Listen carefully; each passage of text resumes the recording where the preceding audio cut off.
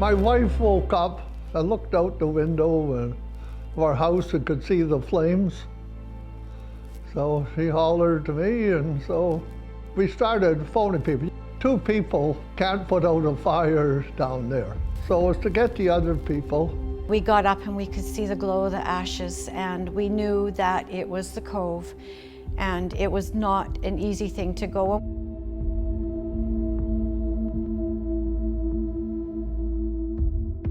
It was all fully engulfed, and we watched it come down, and it was surreal. It was like a bad dream. The thing for all these years was for nothing to happen, and we were lucky and successful, and now it's happened. But you cannot stop a fire in a wooden building once it gets going down there. Coming in on the fire itself, we could actually see that you could tell it was fully involved by the orange coming over the side of the mountain. So the time we pulled in here, it was fully involved.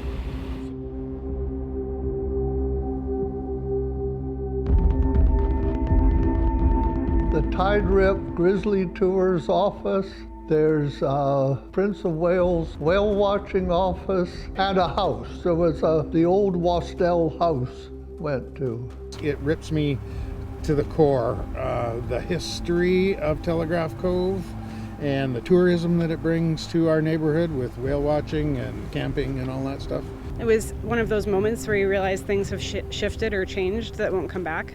My grandfather, who lives in White Rock, actually, he called me right away because he heard about it, and he said, this is as significant as if the White Rock Pier would burn down. And I said, yeah, that's basically the kind of history that you're looking at, for sure.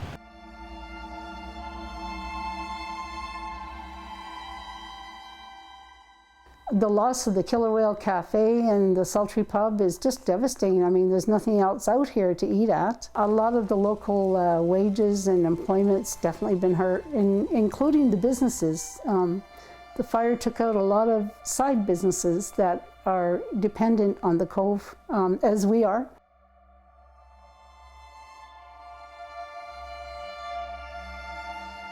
People are concerned, are you okay? You know, is the building still standing? And we're happy to say we weren't touched, it was close. We were really lucky there was no wind that night, or we would have been gone too. Support has been coming in with condolences, help, and encouragement worldwide, and it has encouraged our hearts on how important the Whale Interpretive Centre was and will be again for Northern Vancouver Island.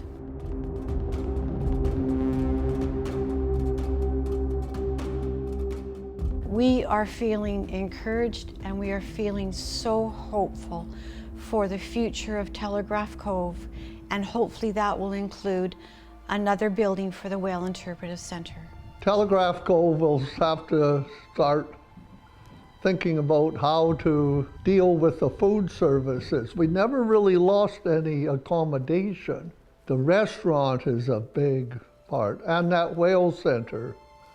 Terrible loss. Oh, I'm sure it'll be rebuilt. I know that Gordy Graham's a stubborn guy that'll get it done.